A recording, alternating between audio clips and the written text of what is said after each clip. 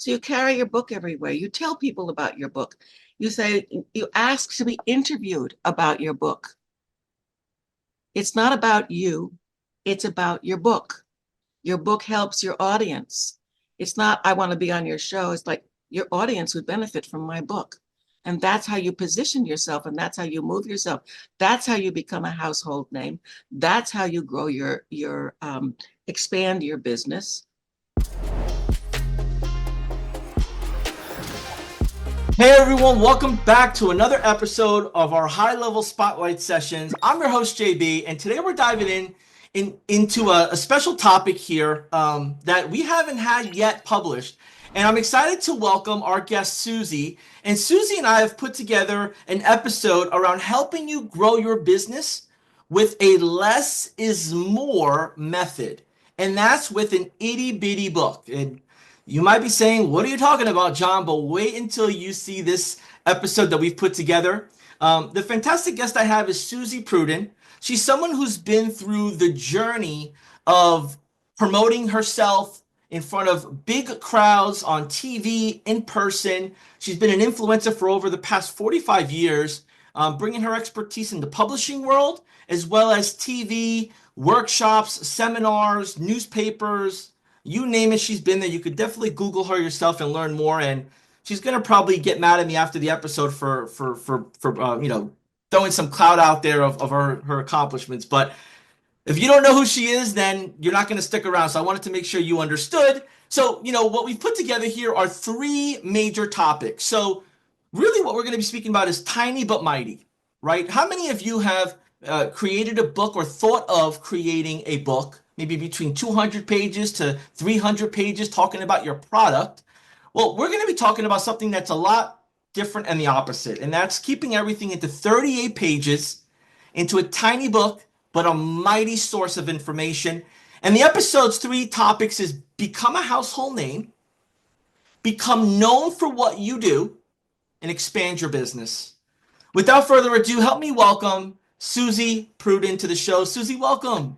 Thank you. I'm very happy to be here. Yes, and And thank you. there's a tail that's walking back and forth. My cat has decided that now is the time that she wants to sit on my desk. So Absolutely, I'm not going to mom. apologize for her. I Mom is just want you to know busy. that that's Sophie.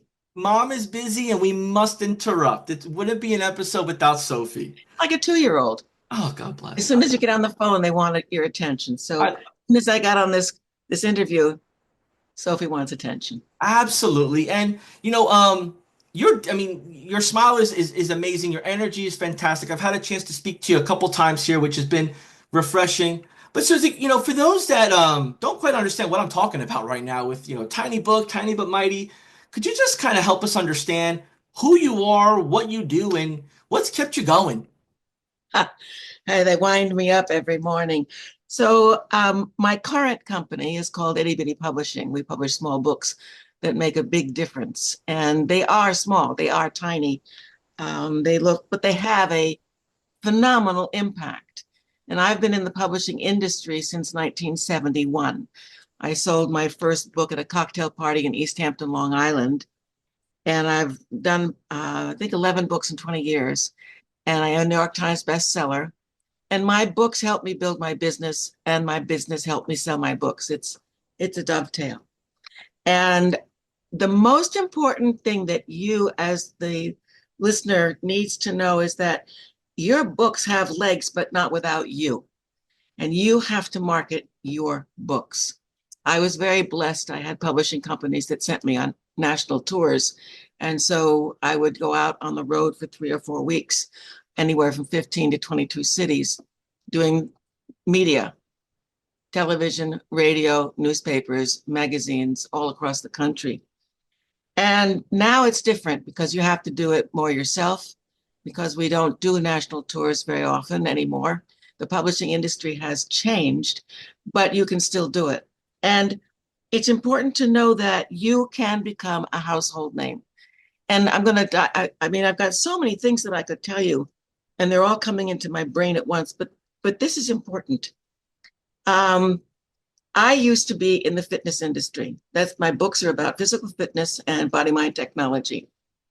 And last year in 19, not 19, in 2023, I was at a conference in Orlando, Florida. I live in Los Angeles. I was a participant in the conference. I was not speaking there. And I had my badge on, announcing my name. And I was early, so I went to have lunch. And as I'm coming out of the restaurant, there were four ladies sitting at a table, and one of them went, "Suzy Prudden." What? You know, it was like a total surprise. And she said, "I have your books. And I want to show you something." This is the book, these are the books she is referring to. This was written in 1992. This was written in 1989. This is the book that got me on the Oprah show. We're talking, I'm in the restaurant, it's 2023. I have not written a fitness book since 1992. That's how powerful a book is. If someone in a restaurant in Florida calls out your name and says, "I have your books." So I want you all to realize that you can use your book to become a household name. I grew my company from one fitness studio on the Upper West Side of Manhattan, which is where I used to live, where I specialized in 2-year-olds. This is before Gymboree, before Mommy and Me. This was 1968. From a studio on the Upper West Side to 2 studios, one on the east side of Manhattan, one on the west side of Manhattan, to those 2 offices plus a summer camp in Long Island, using books and media to get me known. And it's only a phone call away. And which, when we had a chance to speak, to go a little bit more in depth, what the conciseness, having a concise book is key, right? The 300-page book could be full of value and a wealth of information. Your books are about 30 pages, and they take 30 about, pages. how could you just walk through like, just open it up, like, what it kind of includes, what So usually people put what's in there so for 30 interesting, pages? what I'd like you to understand, you, the audience, I call us the new dummies. Dummies books Okay. are 350 pages you have to read with a yellow highlighter. Itty bitty books are the yellow highlights. So page 1, this is a book on space. I have a wonderful story about this book. Page 1 looks like this. It's a paragraph and then numbered sentences to support the paragraph. So you introduce what you want people to learn, and then you amplify it with 4, in this case, 4 sentences. Page 2 are bullet points supporting page 1. So you take a concept that could be 15 pages and you bring it into 2. As I said, it's like the Cliff Notes of dummies. And what this does is it gives you the information immediately on what this topic is. This topic happens to be on space, and what Pam is doing now, she's negotiating a contract with the Boys and Girls Club of America to speak to all the Boys and Girls Clubs in America about space, because they're the people that are going to be traveling in space. I'm not going to be traveling in space. You might be traveling in space, I don't know, but they will be traveling in space. So she's introducing the concept of space. There are, and get this, there are 4 million kids in the Boys and Girls Club of America.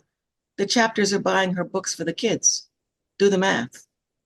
That's just one itty bitty book. This book was written during the pandemic when Mira couldn't take photographs, so she wrote a book on taking photographs.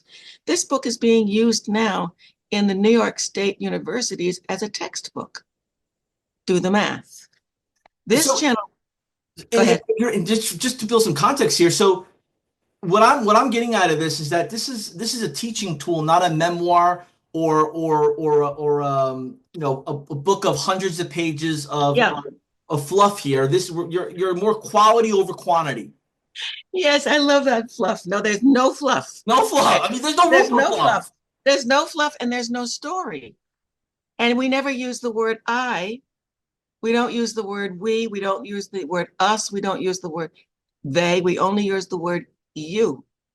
You, the reader, need to know this. You, the reader, do it this way. You, the reader, can, when you follow through with this, the results that you want will happen. It goes directly. And what I tell all of my authors to do is to send their reader to their website where they can add fluff. But in the itty bitty book, there is no fluff. And it's a unique concept that my sister and I created in 2014 by accident. It was not, I never thought I was going to be a publisher. Never. I was a fitness expert. I was a hypnotherapist. I was a coach, um, speaker.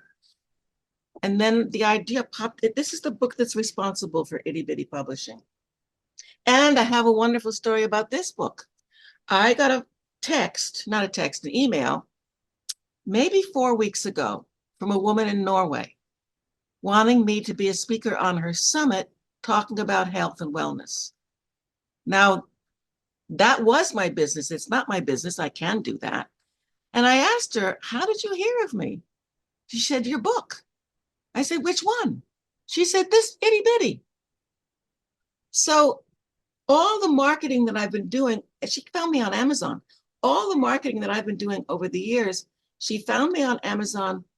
And now I'm speaking on her summit. 2 weeks later, I get a phone call from a friend who's doing an event in Laguna at a huge event at the Laguna Woods, which I think 18,000 people there. And I said, well, what do you want me to talk about? She said, weight loss. I used to do weight loss. This book is on Amazon. And so all of a sudden, I'm doing stuff that I used to do 10 years ago. And it's all because of my publishing company. And So how because does somebody, you've had an amazing career that, it's obviously compounded over years. In today's new entrepreneur journey, how does somebody become a household name today? Or at least start to understand the path of becoming a household name? you have to be visible as you can. You have to be, this is an area I'm not good at, which is Facebook, but you have to do the Facebook. You have to do all the different modalities on the internet. And you have to find ways to get speaking opportunities. And that's what I do. Then if you do a book, the media is looking for you. They're looking for you. They need stories. The news shows, for example, news shows about each segment's between 2 and 3 minutes max. So think of a 60-minute program with I don't know how many that is, 2 and 3 minute stories. They're looking for you. Stuff happens in the world and you could put your input. When I was in New York and I was doing books and I was doing television, it was so funny what would happen. The New York Times would call me up for my opinion on something. That's what you want to create, where your that was my local newspaper, but where your local newspaper or your local TV show calls you up for input so that you become the voice of your industry. I became the voice of my industry. I became a household name. I would walk down 6th Avenue and people would call out my name. I was quite heady when I And was. I've seen that, like when I see an episode, podcast episode, a TV episode, my natural next step is to Google it. Who is this person? Yep. And when I do Google them, after speaking with you earlier, I look at it and I see they have a podcast episode, they have a book. Most of them always have some sort of book, or they're published in multiple areas that they reference. The beauty of a book is it positions you as an expert immediately. You become the go-to person. I have a friend in Australia who has a podcast. She says when she has two people apply to speak on her podcast, one has a book and one doesn't. 9 times out of 10, she will choose to interview the one with the book. So, but again, you use your book to market you. As you market your book markets you. It's a dance between you and your book. You carry your book everywhere. One of my clients, literally, she carries her book everywhere. She'll sell a book standing online at, where was she? Costco. She was online at Costco. Lady next to her, they started a conversation. That's the space book. That's Pam's book. It turns out her son was interested in space. She bought Pam's book. So you carry your book everywhere. You tell people about your book. You ask to be interviewed about your book. It's not about you. It's about your book. Your book helps your audience. It's not, I want to be on your show. It's like your audience would benefit from my book. And that's how you position yourself. And that's how you move yourself. That's how you become a household name. That's how you grow expand your business. I mean, I went from one tiny studio in New York City where I rented the studio by the hour, because I didn't have enough students. And I was interviewed by, this is a great story. And I was interviewed by a reporter from the New York Times who brought a photographer to take pictures of my kids. This is a 2-year-old and a mother-child class. This was in 1969, I think. I had 10 kids in my school. That was it. New York Times came, did an interview, and 3 weeks later, it appeared on a Thursday, the lifestyle page, 3/4 of a page, 3 pictures. That was a Thursday. The following Monday, I had 75 students. So you can't be shy. Oof. You have to promote yourself. If somebody else promotes you, that's wonderful. But don't wait. Why do you think people wait? Why do you think this hesitation comes up, or this lack of belief that they could do it too? I mean, we went from the mind process of 300-page book and the long, big budget or expense to it, to now 38-page book. Why do you think somebody would hold themselves back? And is it really the book, or is it them? Right? Because in order to be, let's just get into our second topic. Become known for what you do. That's our second topic. So here's the thing. We are brought up not to promote ourselves. This is funny. I remember, well, I think I was 6 or 7 years old, and my cousins were visiting. They lived in Delaware. They were visiting. I lived in Westchester, just outside New York. We were at my grandparents' house, and we were all playing and carrying on and having a wonderful time. And my uncle got mad. He's, oh, Suzy, will you stop being such a show off? And I felt bad. Okay, bazillion years later, I'm working with a teacher, and it was a shaman, and we're doing drumming and dancing and stuff. And I open my eyes. I think I was in my 40s. I open my eyes and I see I'm the only one dancing. And I start to sit down, and my teacher said, "Don't you dare. You know you love it." Meaning I love being the center of attention. And in that moment, I realized I am a show off. So be a show off. Some people will not like you. So what? Some people will love you. Yay, team. But you're doing you. And I think a lot of people are afraid to step out into that for fear that people won't like them. Well, not everybody's going to like you anyway. I'm very polarizing. People either really like me or they really don't. And I'm okay with either, because it's not about them. It's about, who am I? If I stop doing what I do because someone else doesn't like me, then I'm robbing myself of being me. And that's what happens to people. They rob themselves of being themselves. Be who you are, show who you are. I bet every single one of you listening and watching have a special gift. Where we come with a special gift. It's about claiming that special gift and then giving it to the world. I have a lot of gifts. If I didn't do what I do and get out there, people wouldn't receive them.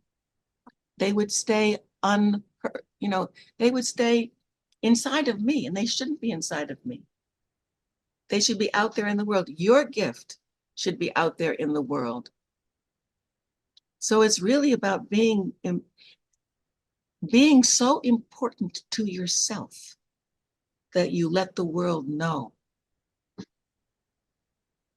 Becoming known for what you do, it could sound a little intimidating. And sometimes somebody might wear a shirt, but what you just brought home, and for me, a bunch of mind-blown activities were happening. Show your best version of yourself. Mm-hmm.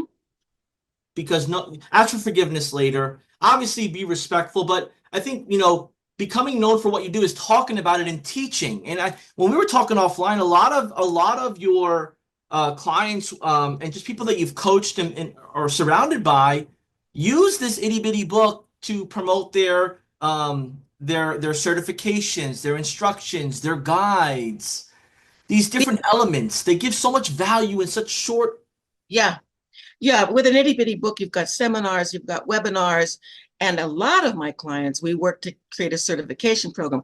It's like, what's his name? He's everywhere. It's an exercise. Um, How, Pilates. Pilates. yes. Oh, Okay. yes.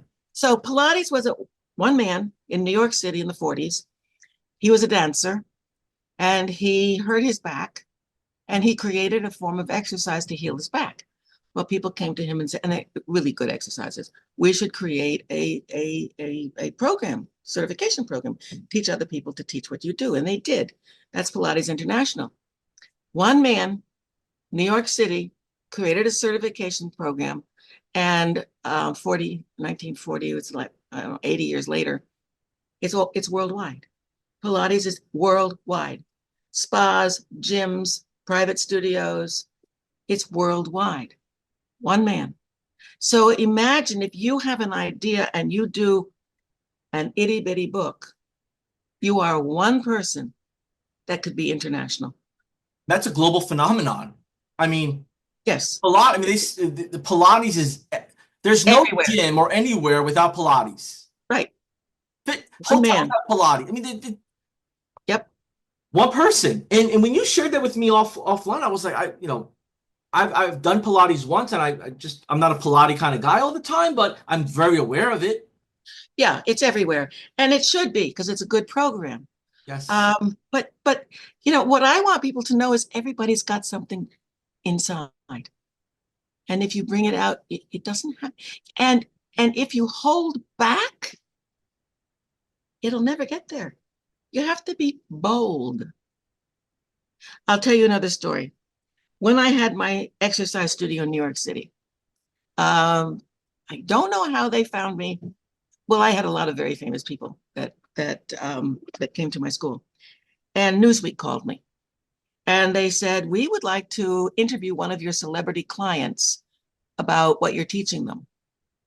And I said, why do you want to interview one of my celebrity clients when I'm the one teaching them? Why don't you interview me? That was bold. And they did. And I had 3 sentences in Newsweek. I don't remember what year this was. Well, a producer from NBC saw this, called me up and said, we would like to interview one of your celebrities to do a pilot with Dr. Frank Field. And I said, why do you want to do one of my celebrities? Why don't you do me? So they came to my studio and they did. We did a half-hour pilot on NBC. And NBC didn't pick it up, but another producer watched it, called me, and said, we have a new show on Sunday mornings called The Prime of Your Life. Would you like to come and do an exercise segment? I said, sure. 3.5 years later, I'm still doing the exercise segment because I was bold. Look, one of two reactions is going to happen if you do something like that. They can say thank you, no, or thank you, yes. I always opt for the yes. When you ask for something, you give the other person the opportunity to say yes. If you don't ask, it's already no. And that's a big part of becoming known for what you do. It's bold. Absolutely. Let's just biggest takeaway here is bold.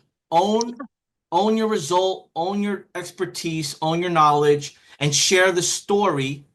You can share it long form or short form. You recommending we share a short form, complement it with other marketing efforts that are out there. You be the Yeah. promoter of your book and let your Yes. book complement you and your expertise. Yeah. It's a dance. And when you think of the numbers of people that you can help by being bold, by stepping out there, by claiming your genius, and we've all got genius in us. We wear it differently. And it's a practice. I tell you, sometimes when I'm getting on stage, I am scared. When I did the Oprah show, I was terrified. That's a big deal. And even with all the experience that I have, um, so it's really, you're never not going to be frightened. If you're waiting for that to go away, forget it. It's not going. It's a friend of mine, Susan Jeffers, wrote a book in the 80s called Feel the Fear and Do It Anyway. Do it anyway. The worst that can happen is you fail. And then you pick yourself back up again and try again. It's not about never failing. It's about, we all fail. I've had brilliant failure stories. And it's about learning from the failure and being better the next time. And better the next time. And then better the next time, which is really about growing. And then not being afraid to say, I've done this. I've gone, when I'm at conferences, I've gone up to the producer of the conference and I say, I have a unique something or other. It's really when I do exercises in front of the room that would benefit your audience. May I do it? So you have your punchline ready to go, and you say it all the time. So Yeah. it's natural. I am an expert in this. I could do this, and I love to add value to your audience. Would you mind? And that just becomes your punch flow. And Well, then they they put say, me on "Who are stage. you?" Yeah. How long will it take? 3 minutes. Oof. 3 minutes. I worked with Carolyn Mace for 6 years because I did that.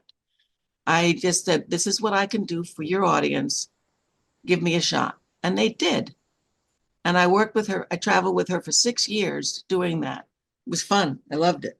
I think that's the big part of those are the things you need to do, whether they're comfortable or uncomfortable, to expand your business. And I mean, this is for high level users, right? So, for someone that is a high level user, maybe they're techie, maybe their sales experience is top notch, and they partner with someone techie, and maybe they're asking, how can I really use this to grow my business? Or how can I use this to help my customers grow their business? Well, And you do it, but we were you do talking both. offline. You could do both. Yeah. And, we were talking about the authorship, and we were talking about, the streamlined process and the speed to creation, and just it's not overwhelming, but it's so powerful once it gets published. And you had just shared briefly, you don't try to be more than what you are. You're not a Facebook expert. You won't try to be a Facebook expert, but you're surely a publishing expert, and you Yes. leverage technology. And I want Yes. to pivot now And I here. have to add something though. Go for it. I said, I'm not a Facebook expert. I have someone do my Facebook. Yeah. I'm not a go high level expert either. I have someone do my go high level because I know the power of it and I know that I don't know enough. So I just hand it to Pam and I say, take it. And she does. And the rest is history, so to speak. And it's important because history never goes away. When you No. got good history, it goes decades and decades in life and moving on. So, with expanding your business, and for high level users that are listening in, you may be asking, how do I incorporate this concept into my business? Well, definitely traditional marketing with digital marketing, and then authority and expertise all works together. We don't have enough time to go in depth on that in this episode, but Pam, could you share a little bit on how the itty bitty book of publishing that you have is your business? It's consistently coming in with new leads. You're on sales calls. We got to jump in a few minutes for you to run your business. How are you leveraging high level with the itty bitty to attract new customers? Because they could also use those same styles to attract customers from their itty bitty if they get one. Well, we always do mailings. I mean, we're always doing mailings, we're always doing calls. I mean, I'm on Go High Level every single day. It's my schedule. It's the Bible for me. When I get out in the morning, I look and see, okay, who am I talking to today? Who am I speaking to today? Where am I going today? All the different everything you need for a business is in Go High Level. And then we're working now on a website and marketing to the website. I mean, everything you need is there. Everything. The one story you shared with me, which you were, I thought we were going to be on for another 30 minutes after you got so excited about it, was when you found an old list on your computer. That was the face you Oh, made when you. yes. Yes. I mean, we woke up a list that's like 15 years old and they didn't get off. And so, it's interesting because I would send out an announcement of something I was doing, and somebody that I knew literally 15 years ago signed up to do it. And I said, "How did you find me again?" And she said, "Well, you mailed me an email." That was Go High Level. It pulled everything into it. So I have lists all over the place, and they're now all in Go High Level. And that database reactivation, that's the cool term we call it, right? But you were just like, these are people that I have here. I just need to get it out. And I Yeah. think that if you would have tried to figure out the terminology or the strategy, you would have never got the email out. If it had stayed on the old program where I had it, I would never have gotten it out. But because we imported it, is that what you call it? When we moved it from the old database to Go High Level. Yeah. And it's so the complementing of digital email, hard copy. You put together webinars, seminars, events, reactivation campaigns. Thought of you and or just letting people know where you're at and what you're doing, or collaborations. It's refreshing to hear that, right, paper and digital can work together. And some people have this misconception that, traditional marketing is out the window, where it's only as much as you polish it and you take care of it is it'll preserve itself. You've got to do all of it. You've got to do all of it. And what's interesting is now all of the information is in one place for me. I don't have to go to several different places. What was so fun, was it last year? I was going on the marketers cruise, and I sent out an email to my whole list. And the marketers cruise is a cruise that happens every January through the Caribbean. There are about 450 people there who are all doing business together. So I said, "Come join me on the marketers cruise." And someone that I had worked with in 2013 that I hadn't spoken to since 2013, because my list had been transferred, contacted me, said, "I want to go." And now she's an itty bitty author. Yeah. And there's so much ways to leverage all this. And, thank you for joining us. I believe for those that are tuned in right now, there is value where you look and where you listen and where you take action. And if you're interested in learning more about, Suzy Prudden's story, what she does, or just the concept of the itty bitty book and maybe how you can incorporate it. Maybe you're an existing author. Maybe you're looking to give another added value product to your clients. It's definitely worth exploration. Suzy, bring us home. If you could share just some words of wisdom to our audience before we leave. Well, the word of wisdom is don't hold back. Do it all. Become a podcaster, become an author, become a speaker, do it all. I mean, you, it's so available to you. And I have a gift for everybody, is that I have a gift of a 4-hour workshop. It's free to write a book, and we'll put the information. I'll give you the information, the login information, so you can sign up at no cost. I do it every few months on Zoom. And I also have a gift of, because I'm also a hypnotherapist. I've done so much. I'm 81 years old. I know. Wow, you It's go. like, really? So as a hypnotherapist, I've done 4 hypnosis processes on making more money, 4 hypnosis processes on writing a bestseller. I have a book that I'm giving every one of you, a PDF. Write your book in a day. And if you want to talk to me, you can check and talk to me. And the most important thing that you, as a listener, the viewer, need to know is that what you have inside of you cannot make the difference you want to make in the world unless you bring it out. And the world is waiting for you. You've been very generous with your time, Ms. Prudden. Thank you so much for adding value, for giving our guest that unlocking of their next level. And I appreciate you. And for those that are tuned in, we always appreciate you, your comments, your feedback, and we hope you take advantage of the gifts that Ms. Prudden shared. Till next time, we got more coming at you. Let's rock and roll. Let's do this. Suzy, I'll see you. Take care, guys. Thank you. Bye now.